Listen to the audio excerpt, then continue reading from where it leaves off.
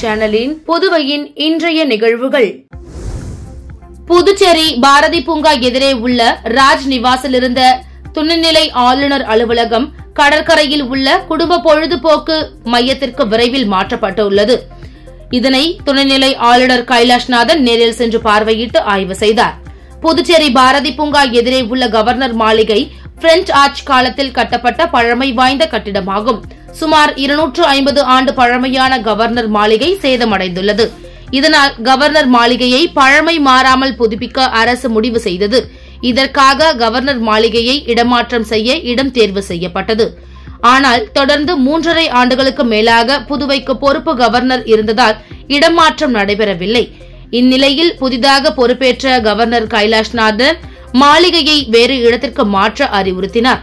இதனை அடுத்து கடற்கரை சாலை பழைய சாராய வடி ஆலை இருந்த இடத்தில் கட்டப்பட்ட புதிய பொழுதுபோக்கு மைய கட்டிடத்திற்கு மாற்ற முடிவு எடுக்கப்பட்டு பணிகள் நடைபெற்று வருகின்றன. இந்நிலையில் புதுச்சேரி துணைநிலை ஆளுநர் கைலாஷ்நாதன், தலைமை செயலர் சரத் சௌகான் உள்ளிட்ட அதிகாரிகள் கவர்னர் மாளிகை இடமாற்றம் செய்யப்பட உள்ள குடும்ப பொழுதுபோக்கு மையத்தை பார்வையிட்டு அங்கு நடைபெறுகின்ற பணிகளையும் பார்வையிட்டு ஆய்வு செய்தனர்.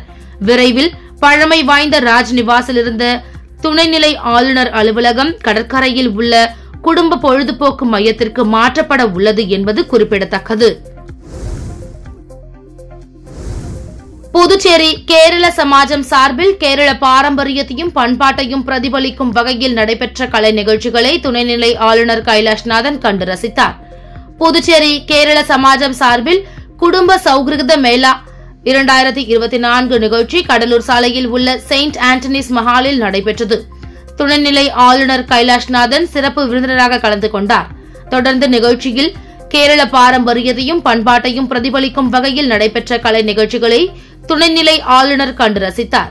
தொடர்ந்து பல்வேறு நபர்களுக்கு சிறப்பு பரிசுகளையும் வழங்கினார். இதில் புதுச்சேரி கேரள சமாஜத்தின் தலைவர், செயலர், நிர்வாகிகள் மற்றும் புதுச்சேரியில் வாழும் மலையாள சமூகத்தினர் பலரும் கலந்து கொண்டனர்.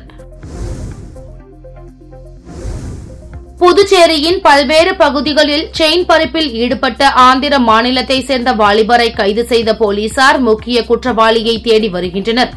புதுச்சேரியில் கடந்த மாதம் கோரிமேடு, ரெட்டியார்பாளையம், லாஸ்பேட்டை காவல் நிலைய எல்லைக்குட்பட்ட பகுதிகளில் செயின் பறிப்பு சம்பவங்கள் நடந்தது பொதுமக்களிடையே அச்சத்தை ஏற்படுத்தியிருந்தது. இதனை அடுத்து முதுநிலை காவல் கண்காணிப்பாளர் நாரா சைத்தன்யா உத்தரவின் பேரில் போலீசார் தீவிர கண்காணிப்பு பணியில் ஈடுபட்டனர். இந்நிலையில் ஈசிஆர் சாலை லதா ஸ்டீல் அருகே கோரிமேடு போலீசார் வாகன சோதனையில் ஈடுபட்டிருந்த போது வேகமாக வந்த இருசக்கர வாகனத்தில் நபரை நிறுத்தி விசாரித்த போது முன்னுக்கு பின் முரணாக பேசியதால் சந்தேகமடைந்த போலீசார் அவரை காவல் நிலையம் அழைத்து சென்று விசாரணை மேற்கொண்டனர். விசாரணையில் ஆந்திராவை சேர்ந்த சந்தோஷ்குமார் பாபு என்பதும் அவர் ஓட்டி வந்தது திருட்டு வாகனம் என்பதும் புதுச்சேரியில் பல்வேறு இடங்களில் அவரது கூட்டாளி ஷயது பாஷாவுடன் சேர்ந்து செயின் பறிப்பில் ஈடுபட்டதும் தெரியவந்தது. இதனை அடுத்து சுரேஷ் பாபுவை கைது செய்த போலீசார் அவரிடமிருந்து 2 மோட்டார் சைக்கிளை போலீசார் பறிமுதல் செய்தனர். பின்னர் நீதிமன்றத்தில் ஆஜர்படுத்தி காலாப்பட்டு மத்திய சிறையில் அடைத்தனர். மேலும் தலைமறைவாக உள்ள ஷயது பாஷாவை தேடி வருகின்றனர். இவர்கள் மீது கர்நாடகா, ஆந்திரா மற்றும் ஹைதராபாத் ஆகிய காவல் நிலையங்களில் 30க்கும் மேற்பட்ட செயின் பறிப்பு வழக்கு உள்ளது என்பது குறிப்பிடத்தக்கது. புதுச்சேரியில் நடைபெற்ற உலக ராபிஸ் தடுப்பு தின விழிப்புணர்வு பேரணியில் 100க்கும் மேற்பட்ட மாணவ மாணவிகள் கலந்து கொண்டு நகரத்தின் முக்கிய வீதிகளின் வழியாக பேரணியாக சென்று ராபிஸ் குறித்து விழிப்புணர்வு ஏற்படுத்தினர். புதுச்சேரி பிராணிகள் நலன் மற்றும் மத்திய விலங்குகள் நல வாரியம் சார்பில் மாபெரும் உலக ராபிஸ் தடுப்பு தின விழிப்புணர்வு பேரணி புதுச்சேரி கடற்கரை காந்தி திடல் அருகே நடைபெற்றது. டாக்டர் ராஜலட்சுமி தலைமையில் நடைபெற்ற நிகழ்ச்சியில் சிறப்பு விருந்தினராக கலந்து கொண்ட சபாநாயகர் செல்வம் பேரணியை கொடியசைத்து துவக்கி வைத்தார். இந்த பேரணியில் ஸ்ரீ லட்சுமி நாராயணா நர்சிங் கல்லூரி மாணவ மாணவிகள் 100க்கும் மேற்பட்டோர் கலந்து கொண்டனர். அவர்கள் ராபிஸ் நோயால் மனிதர்களுக்கு ஏற்படும் தீங்குகள் பற்றியும் அதனை தடுக்கும் வழிமுறைகள் குறித்தும் விழிப்புணர்வு ஏற்படுத்தும் வகையில் பதாகைகளை கையில் ஏந்தியபடி பேரணியாக சென்றனர். பேரணியானது கடற்கரை சாலையில் இருந்து புறப்பட்டு நகரத்தின் முக்கிய வீதிகள் வழியாக சென்று மீண்டும் கடற்கரையை வந்தடைந்தது. காரைக்கால் கடற்கரை பகுதியில் உள்ள மின் கம்பத்தில் டெஸ்டரை கொண்டு மின்கசிவு ஏற்படுவதை சுட்டிக்காட்டி வெளியாகி உள்ள வீடியோ அதிர்ச்சியை ஏற்படுத்தியுள்ளது. காரைக்கால் கடற்கரை பகுதிகளில் உள்ள மின் கம்பங்களுக்கு அண்டர் கிரவுண்ட் கேபிள் மூலம் மின் இணைப்பு கொடுக்கப்பட்டுள்ளது. இது சரியாக பராமரிக்காத காரணத்தால் அங்குள்ள மின் கம்பங்களில் மின் உயர்கள் பாதுகாப்பற்ற முறையில் வெளியில் தெரியும்படி உள்ளது. கடற்கரைக்கு வரும் சுற்றுலா பயணிகளோ சிறுவர்களோ யாரேனும் அதன் மேல் கை வைத்தால் உயிரிழப்பு ஏற்படும் அபாயம் உள்ளது. இந்நிலையில் நேற்று மாலை கடற்கரைக்கு சென்ற ஒருவர் அந்த மின்கம்பத்தின் அருகே நின்றபோது தவறுதலாக கை மின்கம்பத்தின் மேல் பட்டதில் அவருக்கு ஷாக் அடித்துள்ளது. அவர் எலக்ட்ரீஷியன் ஆனதால் அவர் தனது கையில் இருந்த டெஸ்டரை கொண்டு அந்த மின்கம்பத்தின் மேல் வைத்து அதில் மின்கசிவு ஏற்படுவதை சுட்டிக்காட்டி சமூக வலைதளங்களில் அந்த வீடியோவை பதிவிட்டு உள்ளார்.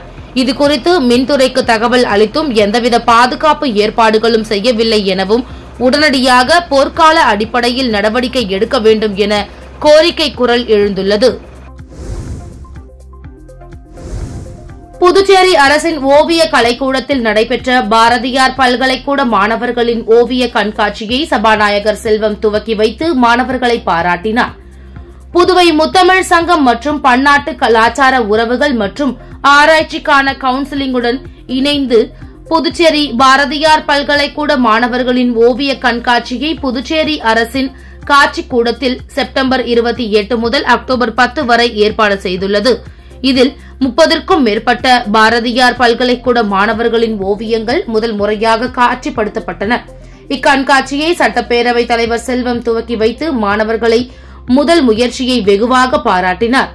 புதுச்சேரி கலை மற்றும் பண்பாட்டுத்துறை இயக்குநர் கலியபெருமாள் துவக்க உரையாற்றினார். இந்நிகழ்ச்சியில் பாரதியார் பல்கலைக்கூட ஓவியத்துறை தலைவர் பிரபாகரன், ஓவிய ஆசிரியர் சுகுமாரன், ஓவியர்கள் ஆனந்தன், சரவணன் மற்றும் மாணவ மாணவிகள் திரளாக கலந்து கொண்டனர். காரைக்காலில் போதைப் பொருள் குறித்த விழிப்புணர்வு மராத்தான் போட்டி வயதின் அடிப்படையில் 4 பிரிவுகளாக நடைபெற்ற மராத்தான் போட்டியை நிரவி திருப்பட்டினம் திமுக சட்டமன்ற உறுப்பினர் நாகத்தியாகராஜன் கொடியசைத்து துவக்கி வைத்தார். காரைக்கால் மாவட்ட ஆட்சியர் அலுவலகம் முன்பு போதைப் பொருள் குறித்த விழிப்புணர்வு மராத்தான் போட்டி BNI சார்பில் நடைபெற்றது. 5 கிலோமீட்டர் தொலைவிற்கு நடைபெற்ற இம்மராத்தான் போட்டியில் 600க்கும் மேற்பட்டோர் பங்கேற்று காமராஜர் சாலை, PK சாலை, பாரதியார் சாலை வழியாக மீண்டும் மாவட்ட ஆட்சியர் அலுவலகம் வந்தடைந்தனர். இதில் முதல் 3 இடங்களை பிடித்தவர்களுக்கு ரொக்கத்தொகை மற்றும் சான்றிதழ்களை திமுக சட்டமன்ற உறுப்பினர் நாகத்தியாகராஜன் வழங்கினார். முதல்வர் ரங்கசாமியை சுற்றி ஊழல்வாதிகளும் திருடர்களும் தான் இருக்கிறார்கள். ஊழலை தட்டி கேட்டால் எங்கு ஆட்சி கவிழ்ந்து விடுமோ என்ற பயத்தில் ரங்கசாமி இருப்பதாக அதிமுக மாநில செயலாளர் அன்பழகன் பகிரங்கமாக குற்றம் சாட்டியுள்ளார். புதுச்சேரி அதிமுக சார்பில் பேரறிஞர் அண்ணாவின் 116ஆம் ஆண்டு பிறந்தநாள் விழா பொதுக்கூட்டம் மற்றும் நலத்திட்ட உதவிகள் வழங்கும் விழா ரெட்டியார்பாளையம் பத்திரப்பதிவுத்துறை அலுவலகம் அருகில் நடைபெற்றது.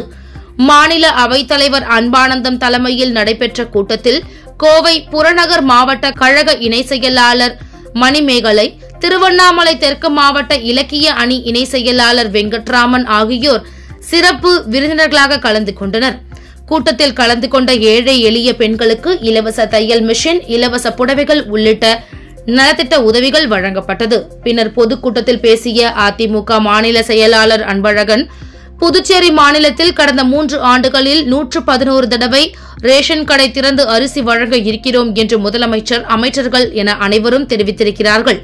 ஆனால் இதுவரை அதை செயல்படுத்தவில்லை. இந்தியாவிலேயே கல்வி உரிமை சட்டம், பொது விநியோக திட்டம் இல்லாத ஒரே மாநிலம் புதுச்சேரி மட்டும்தான் என்றும் அன்பழகன் சுட்டிக்காட்டினார். மக்களுக்கு பாதிப்பை ஏற்படுத்தக்கூடிய மின்துறையை தனியார் மயமாக்க யாரோ ஒருவர் பயனடைய 400 கோடி ரூபாய் செலவில் ப்ரீபெய்ட் மின் மீட்டர் திட்டம் கொண்டு வருகிறார்கள். மக்களை பற்றி நினைக்காத இந்த அரசு நிர்வாகம் முழுமையாக தோல்வி அடைந்துவிட்டது என்றார். புதுச்சேரி, காரைக்காலில் கோவில் இடங்கள் பட்டா போட்டு அபகரிக்கப்பட்டு விற்பனை செய்யப்படுகிறது. அதிகாரியை தண்டிக்கும் அந்த அரசு அதற்கு காரணமான ஆட்சியாளர்களையும் சட்டமன்ற உறுப்பினர்களையும் தண்டிக்காதது ஏன் என கேள்வி எழுப்பினார். ஊழல்களை தட்டி கேட்க முடியாத முதல்வராக ரங்கசாமி இருக்கிறார். ஊழல்வாதிகள் தான் ரங்கசாமியை சுற்றி இருக்கிறார்கள். ஊழலை தட்டி கேட்டால் ஆட்சி கவிழ்ந்துவிடும் என்ற பயத்தில் ரங்கசாமி இருப்பதாகவும் அன்பழகன் கடுமையாக சாடினார். 68வது தேசிய அளவில் பள்ளிகளுக்கு இடையிலான குராஷ் தற்காப்பு கலை போட்டி தேர்வு இந்திரா காந்தி விளையாட்டு அரங்கில் நடைபெற்றது. 68வது தேசிய அளவில் பள்ளிகளுக்கு இடையிலான குராஷ் தற்காப்பு கலை போட்டி 14, 17 மற்றும் 19 வயது கீழ் உள்ளவர்களுக்கு சத்தீஸ்கர் மாநிலத்தில் நடைபெறுகிறது. இதற்கான தேர்வு நேற்று முன்தினம் இந்திரா காந்தி விளையாட்டு அரங்கில் நடைபெற்றது. இதில் புதுச்சேரி மற்றும் காரைக்காலை சேர்ந்த தனியார் மற்றும் அரசு பள்ளியை சார்ந்த மாணவ மாணவிகள் 150க்கும் மேற்பட்டோர் கலந்து கொண்டு தங்களது திறமையை வெளிப்படுத்தினர். அரசு பள்ளி உடற்கல்வி பயிற்சியாளர்கள் பாரதிதாசன், கிருஷ்ணமூர்த்தி, ராஜாமணி, சிவமதி ஆகியோர் பொறுப்பாளர்களாக கலந்து கொண்டனர். KAB குராஷ் சங்க பொதுச் செயலாளர் ராமமூர்த்தி நிகழ்ச்சிக்கான ஏற்பாடுகளை செய்திருந்தார். மூத்த பயிற்சியாளர் இளையநம்பி, முனுசாமி, சிவஞானம், விஸ்வநாதன், குணசேகரன், சரவணன், மகேஸ்வரன், பாலமுரளி, கோகுல் பச்சையப்பன் ஆகியோர் நடுவர்களாக பங்கேற்றனர். டாட்ஜ்பால் சாம்பியன்ஷிப் மாணவர்களுக்கு அனிபால் கென்னடி எதிர்க்கட்சி கொறடா மற்றும் உப்பளம் தொகுதி சட்டமன்ற உறுப்பினர் மாணவர்களை உற்சாகப்படுத்தி வாழ்த்தினர். இந்திய டாட்ஜ்பால் கூட்டமைப்பு நடத்தும் 3வது சப் ஜூனியர் தேசிய டாட்ஜ்பால் சாம்பியன்ஷிப் 2024 ஆண்கள் மற்றும் பெண்கள் புதுச்சேரி அமெச்சூர் டாட்ஜ்பால் விளையாட்டு சங்கம் மூலம் 28 செப்டம்பர் 2024 முதல் 29 செப்டம்பர் 2024 வரை காலை 8 மணி முதல் ராஜீவ்காந்தி உள் விளையாட்டு அரங்கம் உப்பளம் தொகுதியில் நடைபெறும் போட்டிகளை தலைவர் தோம்னிக் முன்னிலையில் நடைபெற்றது. இதில் AKD ஆறுமுகம் அரசு கொறடா மற்றும் சட்டமன்ற உறுப்பினர் அனிபால் கென்னடி எதிர்க்கட்சி கொறடா மற்றும் உப்பளம் தொகுதி சட்டமன்ற உறுப்பினர் அவர்கள் செந்தில்குமார் மாநில திமுக கழக பொருளாளர் மற்றும் பாகூர் தொகுதி சட்டமன்ற உறுப்பினர் அவர்கள் தலைமையில் நடைபெற்றது. இந்திய அளவில் மாணவர்கள் பங்கு கொண்டு சிறப்பித்தனர். பாரதி பல்கலை பேரவை சார்பில் நடத்தப்படும் ஓவிய பயிற்சி மையத்தில் ஓராண்டு 2 ஆண்டு பயிற்சி முடித்த மாணவ மாணவிகளுக்கு பதக்கம் அணிவித்து சான்றிதழ் வழங்கும் விழா நடைபெற்றது. புதுவை மூலகுளத்தில் 31 ஆண்டுகளாக இயங்கி வரும் பாரதி பல்கலை பேரவை சார்பில் நடத்தப்படும் ஓவிய பயிற்சி மையத்தில் ஓராண்டு 2 ஆண்டு பயிற்சி முடித்த மாணவ மாணவிகளுக்கு பதக்கம் அணிவித்து சான்றிதழ் வழங்கும் விழா நடைபெற்றது. பேரவை நிறுவனர் ஓவியர் பாரதிவாணர் சிவா வரவேற்றார். பெத்தி செமினார் மேல்நிலைப் பள்ளியில் தமிழ் விரிவுரையாளராக பணியாற்றி பணி நிறைவு பெற்று வரும் அனுச்சம் மின்னிதழ் ஆசிரியருமான S. குமாரகிருஷ்ணன் தலைமை தாங்கினார். அரும்பார்த்தபுரம் ப்ளூ ஸ்டார் மேல்நிலைப் பள்ளி துணை முதல்வர் சாலை சிவசெல்வம் சிறப்பு விருந்தினராக கலந்து கொண்டு மழலையர் பிரிவில் 13 மாணவர்களுக்கும், இளஞ்சிறுவர் பிரிவில் 13 மாணவர்களுக்கும், இளநிலை பிரிவில் 2 மாணவர்களுக்கும், முதுநிலை பிரிவில் 1 மாணவருக்கும் பதக்கம் சான்றிதழ் வழங்கி சிறப்புரையாற்றினார். விழாவில் மாணவ மாணவிகள் மற்றும் பெற்றோர்கள் திரளாக கலந்து கொண்டு விழாவினை சிறப்பித்தனர். அருள்மிகு அருணகிரிநாதர் திருப்புகழ் மன்றம் சார்பில் 35ஆம் ஆண்டு விழா புதுச்சேரி தமிழ்ச்சங்கத்தில் நடைபெற்றது. இதில் ஏராளமான பொதுமக்கள் கலந்து கொண்டு ரசித்தனர். அருள்மிகு அருணகிரிநாதர் திருப்புகழ் மன்றம் சார்பில் 35ஆம் ஆண்டு விழா புதுச்சேரி தமிழ்ச்சங்கத்தில் நடைபெற்றது. விழா காலை மங்கள இசையுடன் தொடங்கியது. தொடர்ந்து திருப்புகழ் கொடியேற்றுதல் மற்றும் திருப்புகழ் தீபமேற்றுதல் நிகழ்வு நடைபெற்றது. இதனை அடுத்து நிகழ்ச்சிக்கு அருள்மிகு அருணகிரிநாதர் சுவாமிகள் தலைமை தாங்க மருத்துவர் ரத்தினவேலு காமராஜன் வரவேற்புரையாற்றினார். தொடர்ந்து திருக்கயிலாய பரம்பரை மயிலம் 20ஆம் பட்டம் ஸ்ரீ சிவஞான பாலையா சுவாமிகள் ஆசி உரை வழங்க கலைமாமணி கலியபெருமாள் நோக்க உரையாற்றினார். நிகழ்ச்சியில் புதுச்சேரி தமிழ்ச்சங்க தலைவர் முத்து, கோல்ட் ஹவுஸ் பழனி அடைக்கலம், அருணகிரிநாதர் திருப்புகழ் மன்ற தலைவர் ரவிசங்கர் உள்ளிட்டோர் கலந்து கொண்டனர். விழாவிற்கு அருள்மிகு அருணகிரிநாதர் திருப்புகழ் மன்றத்தை சேர்ந்த நிர்வாகிகள், தமிழ் அறிஞர்கள், புலவர்கள் என அனைவரும் திரளாக கலந்து கொண்டனர். புதுச்சேரி முத்தரையர் பாளையத்தில் அமைந்துள்ள ஸ்ரீ கோவிந்தராஜ பெருமாள் திருக்கோவிலில் 2வது சனிக்கிழமையை ஒட்டி பெருமாளுக்கு சிறப்பு ராஜ அலங்காரம் செய்யப்பட்டது. புரட்டாசி மாதமே பெருமாளுக்கு சிறப்பானது என்றாலும் இதில் வரும் அனைத்து சனிக்கிழமைகளும் மிக அற்புதமானவை என கூறப்படுகிறது.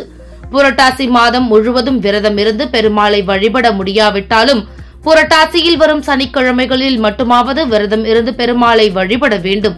இதனால் புரட்டாசி மாதம் முழுவதும் விரதம் இருந்த பலன் கிடைக்கும் என்பது ஐதீகம்.